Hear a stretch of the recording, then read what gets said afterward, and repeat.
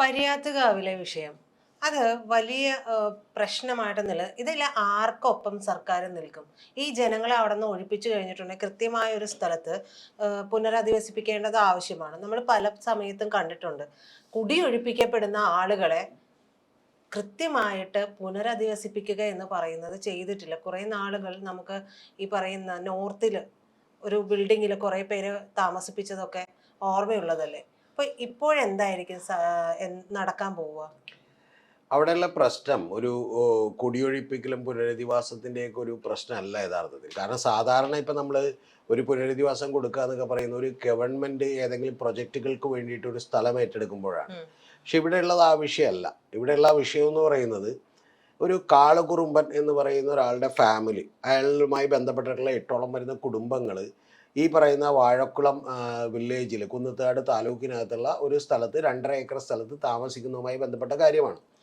അപ്പോൾ അതിൽ യഥാർത്ഥത്തിൽ ഇത് ഒരു പെരുമ്പാവൂർ മുൻസിഫ് കോടതി മുതൽ സുപ്രീം കോടതി വരെയുള്ള ഉത്തരവുകൾ ഒരു ശങ്കരൻ നായർ എന്ന് പറയുന്ന ഒരാൾക്ക് അനുകൂലമാണ്. യഥാർത്ഥത്തിൽ അദ്ദേഹം പറയുന്നത് അദ്ദേഹത്തിൻ്റെതാണ് ഈ 2.5 ഏക്കർ സ്ഥലം എന്നുള്ളതാണ് അദ്ദേഹം പറയുന്നത്. ഇതിൽ 19.9 ഏക്കർ ഇപ്പോൾ റീസർവേ ചെയ്യാനായിട്ട് ഇടതുപക്ഷ ജനാധിപത്യ മുന്നണി ഗവൺമെൻറ് ഉത്തരവിട്ടിട്ടുണ്ട്. അതിൻ്റെ കാരണം ഇതിനകത്തേക്കൊന്ന് ഇടപെടാൻ വേണ്ടിയാണ്. അപ്പോൾ അവരുടെ ആവശ്യം ഇത് വേറെ എവിടെയെങ്കിലും പുനരധിവസിപ്പിക്കുക എന്നുള്ളതല്ല. അവരുടെ ആവശ്യം യഥാർത്ഥത്തിൽ പ്രജിത അറിയേണ്ടത് ഇത് യഥാർത്ഥത്തിൽ അവരുടെ സ്ഥലമാണെന്നും ഇത് ഈ പറയുന്ന കഴിഞ്ഞ ഏതാണ്ട് വർഷങ്ങൾക്ക് മുമ്പ് തണ്ടപ്പേര് തിരുത്തി ഒരു വ്യാജ സർട്ടിഫിക്കറ്റ് ഉണ്ടാക്കിയാണ് ഇവർ ഈ കേസുകൾ ജയിച്ചുകൊണ്ടിരിക്കുന്നത് എന്നുള്ളതുമാണ് ഇവരുടെ പരാതി. പക്ഷെ ഒരു കാര്യം പറയാതെ വയ്യ, ഇതൊരു സിവിൽ ഡിസ്പ്യൂട്ടാണ്. അതിൽ സർക്കാരിനൊന്നും ഇടപെടാനുള്ള പരിമിതികളുണ്ട്. കൂടാതെ ആ സിവിൽ ഡിസ്പ്യൂട്ടിൽ യഥാർത്ഥത്തിൽ ഇതുവരെ ഉണ്ടായിട്ടുള്ള ഈ മുൻസിഫ് കോടതി മുതൽ സുപ്രീം കോടതി വരെ ഉണ്ടായിട്ടുള്ള എല്ലാ വിധികളും തന്നെ കൃത്യമായിട്ട് ശങ്കരൻ നായർക്ക് അനുകൂലമാണ്. ഏതാണ്ട് 1980-കൾക്ക് മുമ്പ് ചില വിധികൾ അവർക്ക് അനുകൂലമായിട്ട് വന്നിട്ടുണ്ട്. ഇതിൽ രണ്ടാമത്തെ പ്രശ്നം എന്ന് പറയുന്നത് ഈ വിധികളിൽ ഈ കേസുകൾ നടത്തുന്നതിന് വേണ്ടി ഇവരുടെ പിന്തുണക്കാരായിട്ടുള്ള ആളുകൾ ആരും ഹാജരായിട്ടില്ല. അങ്ങനെ ഹാജരായിട്ടില്ല എന്ന് പറഞ്ഞുകൊണ്ടാണ് ഇവർ കോടതിയിൽ വാദിച്ചത്. അതുകൊണ്ട് കേസുകൾ വീണ്ടും റീഓപ്പൺ ചെയ്യണമെന്ന് തോന്നിയാണ്. പക്ഷേ കോടതി അത് അംഗീകരിച്ചില്ല. കാരണം കോടതി അങ്ങനെ റീഓപ്പൺ ചെയ്യാൻ പോയാൽ ശരിയാവില്ല. കാരണം കോടതി നിയമം നോക്കുമ്പോൾ കോടതി പറയുന്നത് നിങ്ങളുടെ മുൻ തലമുറക്കാർ ഈ കേസിൽ ഹാജരായിട്ടുണ്ട്, അവരവരുടെ വാദം പറഞ്ഞിട്ടുണ്ട്. അപ്പോൾ ഇനി ഉണ്ടാകുന്ന വിധികൾ പിൻതലമുറക്കാർക്കും അത് അവരെന്ത് ചെയ്യേണ്ടതാണ്, അംഗീകരിക്കേണ്ടതാണെന്നാണ് പറഞ്ഞേക്കുന്നത്. ഇതാണ് അവിടുത്തെ നിലവിലുള്ള പ്രശ്നം. ആ പ്രശ്നം യഥാർത്ഥത്തിൽ ഇവരെ ഇപ്പോൾ ഒഴിപ്പിക്കുന്നതിലേക്ക് എത്തി. ഇതിനു മുമ്പ് 14 തവണ ഇതുപോലെ ഒരു ഒഴിപ്പിക്കാൻ വേണ്ടിയിട്ട് സുപ്രീം കോടതിയുടെ ഉത്തരവ് പ്രകാരം പോലീസ് ഇടപെടുകയും അവിടെ വന്നിട്ട് പോവുകയും ചെയ്തിട്ടുള്ളതാണ്. ആ വന്നിട്ട് പോവുകയും ചെയ്തപ്പോൾ എന്ത് സംഭവിച്ചു എന്ന് വെച്ചിട്ടുണ്ടെങ്കിൽ CPM-ൻ്റെ ഗവൺമെൻറ്റാണ് ഭരിച്ചുകൊണ്ടിരുന്നത്. ശ്രീനിജൻ അടക്കമുള്ള ആളുകൾ അവിടെ ഇടപെട്ടിരുന്നു. ആ ഇടപെട്ടിരുന്നുകൊണ്ടിരുന്നപ്പോൾ യഥാർത്ഥത്തിൽ ഗവൺമെൻറ് ഒരു അനുകൂല നിലപാട് അവർക്ക് അനുകൂലമാണ് എന്ന് മനസ്സിലാക്കി പോലീസ് വലിയ ആക്ഷൻ എടുക്കാതെ പോവുകയാണ് ചെയ്തിട്ടത്. ഇപ്പം യഥാർത്ഥത്തിൽ VD സതീശൻ ഗവൺമെൻറ് വന്നതിന് ശേഷം ഉണ്ടായ 2ാമത്തെ ദിവസം തന്നെ ഇത്തരത്തിലുള്ള ഒരു ആക്ഷൻ ഉണ്ടായി. ഇത്തരത്തിലൊരു ആക്ഷൻ ഉണ്ടായി. അവിടെ ജലപീരങ്കിയൊക്കെ ഉപയോഗിക്കുന്ന അവസ്ഥയിലേക്ക് എത്തി. ആളുകൾ ഒഴിഞ്ഞു മാറില്ല എന്ന് തോന്നി. എന്നാൽ കുറച്ചുകൂടി ഒരു സംഘർഷഭരിതമായിട്ടുള്ള കേസുണ്ടായി. നേരത്തെയും പോലീസ് അവിടെ ആക്ഷൻ ഉണ്ടായിട്ടുണ്ട്, ചില ആളുകളെ അറസ്റ്റ് ചെയ്തിട്ടുണ്ട്, ഇതെല്ലാം ഉണ്ടായിട്ടുണ്ട്. പക്ഷെ അതൊരു രൂക്ഷമായ പ്രശ്നത്തിലേക്ക് യഥാർത്ഥത്തിൽ പോയിരുന്നില്ല. ആ പോകാതിരിക്കാനായിട്ട് CPM-ൽ വന്ന് ചില നടപടികളുണ്ടായി. രണ്ടാമത്തെ കാര്യം, CPM അതിൽ ഇടപെടാൻ വേണ്ടിയിട്ട് 19.9 ഏക്കർ, അതായത് ഇവരുടെ സ്ഥലം ഉൾപ്പെടെയുള്ള വലിയ ഒരു സ്ഥലം മൊത്തത്തിൽ റീസർവേ ചെയ്യുന്നതിന് വേണ്ടി തീരുമാനിച്ചു. ഇതാണ് അവിടുത്തെ വിഷയം. ഈ വിഷയത്തിൽ ഇപ്പം നമ്മളിതിൻ്റെ ഒരു സിവിൽ ഡിസ്പ്യൂട്ട് എന്താണെന്നുള്ളത് സംസാരിച്ചിട്ട് കാര്യമില്ല. ഇതിലുള്ള വിഷയം എന്താണെന്ന് വെച്ചാൽ ഇപ്പോൾ യഥാർത്ഥത്തിൽ ഇത് 2 ഭാഗമായി തിരിഞ്ഞേക്കാണ്. ആ 2 ഭാഗം എന്താണെന്ന് വെച്ചിട്ടുണ്ടെങ്കിൽ, ഒന്ന്, ഇത് CPM നേരത്തെ ഇടപെട്ട് തീർക്കേണ്ടതായിരുന്നില്ലേ? 10 കൊല്ലം ഉണ്ടായാലോ, നിങ്ങൾക്ക് ഇത് ഇടപെട്ട് എന്തുകൊണ്ട് തീർക്കാൻ കഴിഞ്ഞില്ല എന്ന് പറയുന്നൊരു ചോദ്യം വരുത്തുന്നു. അതേസമയം UDF പറയുന്ന ഒരു വാചകം എന്താണെന്ന് വെച്ചിട്ടുണ്ടെങ്കിൽ, അതാണ് എന്നെ ഏറ്റവും കൂടുതൽ അമ്പരിപ്പിച്ചത്. UDF-ഉം അതുപോലെ മാധ്യമങ്ങളൊക്കെ പറഞ്ഞുകൊണ്ടിരിക്കുന്ന വാചകം എന്താണെന്ന് വെച്ചിട്ടുണ്ടെങ്കിൽ, ഒന്ന് ആലോചിച്ച് നോക്കണം. ഒരു ഗവൺമെന്റിന് കൊടുക്കാത്ത സൗമനസ്യവും ഔദാര്യവും ഒക്കെ മാധ്യമങ്ങൾ കൊടുത്തുകൊണ്ടിരിക്കുകയാണ്. ആ കൊടുത്തുകൊണ്ടിരിക്കുന്നത് ഇത് ഇടതുപക്ഷത്തിന്റെ അനുകൂലമായിട്ടുള്ള ചില പോലീസുകാർ ഗൂഢാലോചന നടത്തി അവിടെ ഒരു പ്രശ്നം ഉണ്ടാക്കിയതാണ്. അത് അറിഞ്ഞപ്പോൾ തന്നെ രമേശ് ചെന്നിത്തലയും അതുപോലെ VD സതീശനും ഒക്കെ ഇടപെടുകയും ഇത് പോലീസിനോട് പുറകോട്ട് പോകാൻ പറയുകയും ചെയ്തു എന്നുള്ളതാണ് പറഞ്ഞുകൊണ്ടിരിക്കുന്നത്. അപ്പോൾ ഇതാണ് ഇതിലെ രാഷ്ട്രീയം. അതായത് CPM ആണെങ്കിൽ ഇപ്പോൾ അവിടെ ഇതുമായി ബന്ധപ്പെട്ട് സമരം തുടങ്ങിയേക്കാണ്. സർ, ഞാൻ അതിൻ്റെ ഇടയിൽ ഒന്ന് ചോദിച്ചോട്ടെ.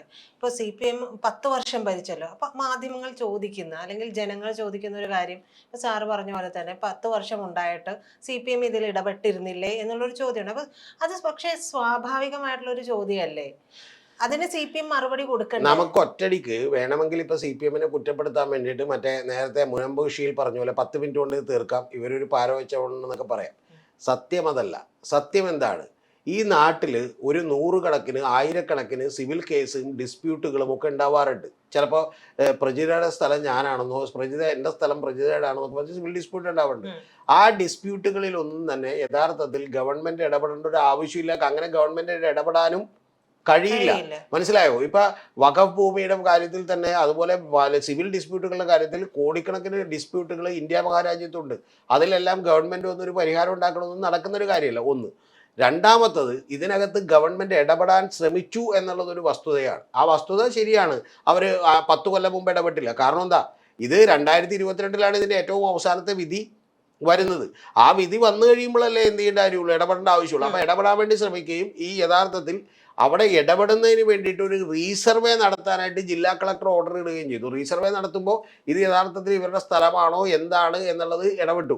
പക്ഷെ അതിനൊക്കെ ചില ബുദ്ധിമുട്ടുകളുണ്ട്. കാരണം ഈ റീസർവേ നടത്തുമ്പോൾ 19.9 ഏക്കർ നടത്തണമെങ്കിൽ ഒരു 100 കണക്കിന് കുടുംബങ്ങളുണ്ട്. അവരുടെ എല്ലാ സഹകരണം വേണം. അവരുടെ പലരുടെയും സഹകരണം ഇതിന് ഉണ്ടായിട്ടില്ല എന്നുള്ള വാസ്തവമുണ്ട്.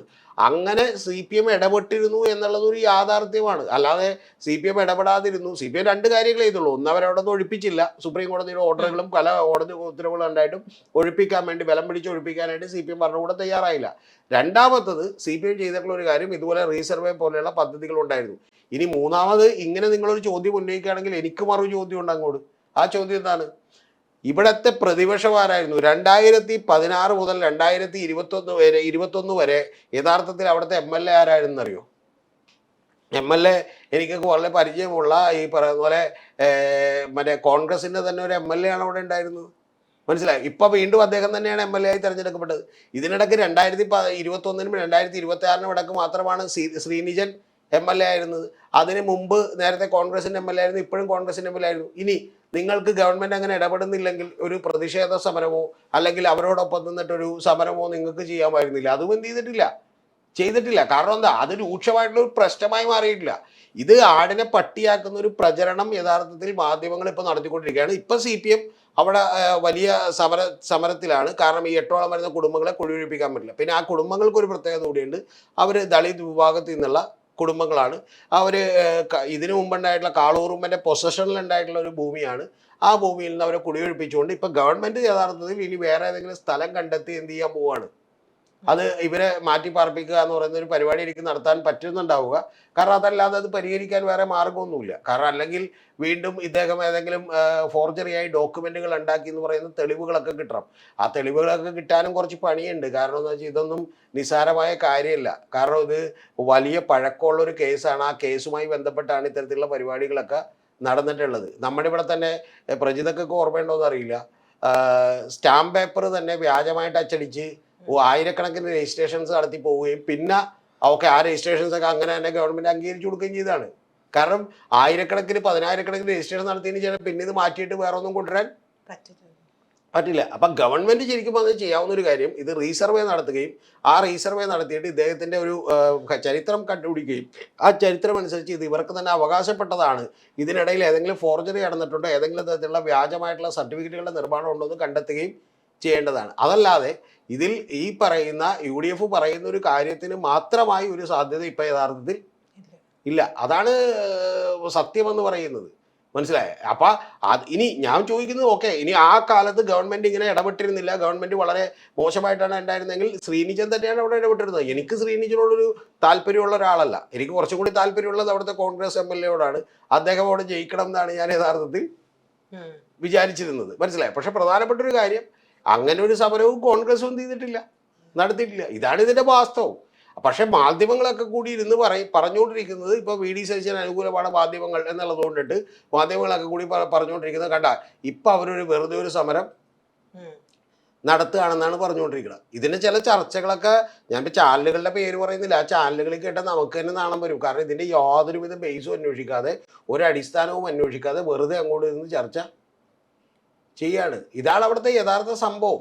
ഈ സംഭവം ഒരു സിവിൽ കേസാണ്. ആ സിവിൽ കേസ് നടത്താനുള്ള ഒരു എഫിഷ്യൻസിയുടെ കുഴപ്പമൊക്കെ ആർക്കുണ്ട്? ആ കുടുംബാംഗങ്ങൾക്കുണ്ട്. അവർ കുറച്ചുകൂടി പാവപ്പെട്ട സാധാരണക്കാരായിട്ടുള്ള ആളുകളാണ്. പിന്നെ സുപ്രീം കോടതിയിലൊന്നും ഒരു കേസ് എടുത്തുക എന്ന് പറഞ്ഞാൽ നിസ്സാര കാര്യമല്ല. ചെന്നിട്ടൊരു വക്കീലിനെ കാണുന്നതിന് വേണം 1,00,000 രൂപ, സംസാരിക്കുന്നതിന് വേറെ കൊടുക്കണം. നിങ്ങൾക്ക് അതിനെക്കുറിച്ചൊക്കെ എത്ര ധാരണയുണ്ടെന്ന് എനിക്കറിയില്ല. ഇപ്പം കപിൽ സിബൽ അദ്ദേഹത്തിൻ്റെ ഒരു ഇത് പുറത്തിറക്കിയിട്ടുണ്ടായി, അതായത് റേറ്റ് ഫോണിലൂടെ ഒരു അഡ്വൈസ് ചോദിക്കുന്നതിന് 5,00,000 രൂപ, നേരിട്ട് കണ്ട് സംസാരിക്കുന്നതിന് 15,00,000 രൂപ, ഒരു തവണ കോടതി കയറുന്നതിന് 20,00,000 രൂപ, ഒരു തവണ കയറിയിട്ട് അടുത്ത തവണത്തേക്ക് മാറ്റി വെക്കാന്ന് പറഞ്ഞാൽ അതിന് 20,00,000 രൂപ കൊടുക്കുക. അപ്പം ഞാൻ പറഞ്ഞ ഒരു പ്രമുഖരായിട്ടുള്ള അഡ്വക്കേറ്റ്. അപ്പം ഇത്തരത്തിൽ പല ആളുകളുടെയും സ്വാധീനം, പ്രത്യേകിച്ച് ഒരു സമ്പന്നമായിട്ടുള്ള ഒരാളുമായിട്ട് കേസ് എടുത്തുമ്പോൾ അത്തരത്തിലുള്ള പ്രശ്നങ്ങൾ ഉണ്ടായിട്ടുണ്ട്. അല്ലാതെ ഇത് രാവിലെ എഴുന്നേറ്റ് ഇപ്പം നമുക്ക് എല്ലാവർക്കും ഇപ്പോൾ ഒരു സുഖമുള്ള കാര്യം എന്ന് പറഞ്ഞാൽ പിണറായിനെ രണ്ട് ചീത്ത പറയാന്നുള്ള, അതിൽ നിന്ന് ഇപ്പോഴും മാധ്യമങ്ങൾ വിട്ടുമാറിയിട്ടില്ല. അതുകൊണ്ട് രാവിലെ എഴുന്നേറ്റ് എന്ത് ചെയ്യുന്നു, പിണറായിനെ കുറ്റം പറയുന്നു എന്നുള്ളത് മാത്രമേ ഉള്ളൂ. മനസ്സിലായി? അല്ലാതെ സജീന്ദ്രനാണ് ഇപ്പോൾ അവിടുത്തെ MLA. യഥാർത്ഥത്തിൽ അദ്ദേഹവും കൂടി ഇടപെട്ടുകൊണ്ട് ഈ പ്രശ്നത്തിന് പരിഹാരം കാണാൻ എളുപ്പമല്ല. കാരണം എന്ന് വെച്ചാൽ അവർക്ക് ഇപ്പോൾ നാളെ വേറെ എവിടെയെങ്കിലും മാറ്റി പാർപ്പിക്കണമെങ്കിൽ തന്നെ 2.5 ഏക്കർ മേടിച്ചു കൊടുക്കാൻ ഗവൺമെന്റിനെ കൊണ്ട് പറ്റില്ല. ഗവൺമെന്റ് കൂടി എന്നുണ്ടെങ്കിൽ ഒരു 5 സെന്റ് സ്ഥലത്തോ അല്ലെങ്കിൽ സാധാരണ സ്ഥലത്തോ അവരെ കൊണ്ടുപോയി താമസിപ്പിക്കാനേ പറ്റുള്ളൂ. അങ്ങനെ താമസിപ്പിക്കുമ്പോഴും അടുത്ത പ്രശ്നമുണ്ട്, അവരുടെ ഉപജീവന മാർഗം എന്തായിരിക്കും, എങ്ങനെയാണ് അവർ ജീവിച്ചു പോവുക, തൊട്ടടുത്ത് തൊഴിൽ പോകാനുള്ള സാഹചര്യങ്ങളുണ്ടോ എന്നുള്ളതെല്ലാം പരിശോധിച്ചുകൊണ്ട് ആ സ്ഥലം ചെയ്യാൻ പറ്റുള്ളൂ. ഇനി ഇത് ചെയ്താൽ അടുത്തൊരു വിഷയം കൂടി ഉണ്ടാവും, ഇതുപോലെയുള്ള മറ്റു ഒരു 25 കേസ് കൂടി പൊങ്ങി വരാനുള്ള സാധ്യതകൾ കൂടിയുണ്ട്. അപ്പം അതുകൊണ്ട് അതെല്ലാം പരിഗണിച്ചുകൊണ്ട് ഇത് നിൽക്കാൻ പറ്റുള്ളൂ. നാളെ ഇന്ന് രാവിലെ സതീശന് ഇത് തീർക്കണമെന്നോ അല്ലെങ്കിൽ ഇത് പിണറായി തീർത്തില്ലെന്നോ പറയുന്നത് രണ്ടിനും അടിസ്ഥാനമില്ല എന്നുള്ളതാണ് എനിക്ക് പ്രിയപ്പെട്ട പ്രേക്ഷകരോട് സത്യസന്ധമായി പറയാനുള്ളത്. ഒരു രാഷ്ട്രീയ നേട്ടങ്ങളൊക്കെ ഉണ്ടാക്കാൻ ഇതിലെല്ലാവരും ശ്രമിക്കും സ്വാഭാവികമായിട്ടും. അതിൽ ഏറ്റവും വലിയ അബദ്ധം പറ്റിയത് ഈ പറയുന്ന ഇപ്പോഴത്തെ ഗവൺമെന്റിനാണ്. ഇപ്പോഴത്തെ ഗവൺമെന്റ് പോലീസ് നടപടി ഉണ്ടാകാതിരിക്കേണ്ടതായിരുന്നു. ഈ ഉണ്ടായത് ഗൂഢാലോചന കൊണ്ടാണെങ്കിൽ അത് 2 ദിവസം കൊണ്ട് അന്വേഷിച്ച് അതിന്റെ റിപ്പോർട്ട് കൂടി പുറത്ത് പൊതുജനങ്ങളോട് പറയേണ്ടതാണ്. ഞങ്ങൾ ചെയ്തതല്ല, പകരം ഞങ്ങളുടെ ഗവൺമെന്റിന്റെ പോലീസ് ഉദ്യോഗസ്ഥർ തെറ്റായിട്ട് ചെയ്താണ്. പോലീസ് ഉദ്യോഗസ്ഥർ തെറ്റായിട്ട് ചെയ്താണെന്ന് പറയാൻ പറ്റില്ല. എന്താ കാര്യം എന്നറിയോ? സുപ്രീം കോടതിയുടെ ഒരു ഉത്തരവായിട്ട് വന്ന് ഒരു പോലീസ് സ്റ്റേഷനിൽ വന്ന് DYSPയുടെ അടുത്ത് SP അടുത്ത് വന്നിട്ട് എന്നെ പ്രൊട്ടക്ഷൻ കൊടുക്കണമെന്ന് കൊടുക്കാതിരിക്കാൻ പറ്റും? ഗവൺമെന്റ് നാളെ മാറിപ്പോകും, ചിലപ്പോൾ വേറെ ആൾ വരും, മറ്റേ IAS എന്ത് കിട്ടും? കോടതിയെ ലക്ഷ്യത്തിന് കോടതി പോയിട്ടുണ്ടെങ്കിൽ വീണ്ടും ഇത് യാഥാർത്ഥ്യമായിട്ടുള്ള കാര്യമാണ്. അതാണ് ഗവൺമെന്റ് മിണ്ടാത്തത്. അല്ലാതെ രമേശ് ചെന്നിത്തലയ്ക്ക് ഇത് 1 മണിക്കൂർ കൊണ്ട് 2 മണിക്കൂർ കൊണ്ട് ഈ സംഭവത്തിന്റെ കാര്യങ്ങളൊക്കെ അദ്ദേഹം പറഞ്ഞിട്ടുണ്ടാവും. അദ്ദേഹത്തിന് ഇതിന്റെ റിപ്പോർട്ടൊന്നും കിട്ടാത്ത ഒരാളല്ല. പക്ഷെ മിണ്ടാൻ പറ്റാത്തത് ഇതുകൊണ്ടാണ്. സുപ്രീം കോടതി ഉത്തരവാണ്, അത് ശരിയായില്ല, നടപ്പാക്കിയത് പോലീസ് നടപ്പാക്കിയത് ശരിയായില്ലെന്ന് പറയാൻ പറ്റുമോ? ഹരിയാനയിലോ ബീഹാറിലൊക്കെ ആണെങ്കിൽ പറയാം, കാരണം കുഴപ്പമൊന്നുമില്ല, അവിടെ ഇനി ഇപ്പം ഇത്രയൊക്കെ ഉണ്ടായാലും അവർ ഇത്രയൊക്കെ സംഭവിക്കാൻ മമതാ ബാനർജിക്കും ഒക്കെ പറയാം.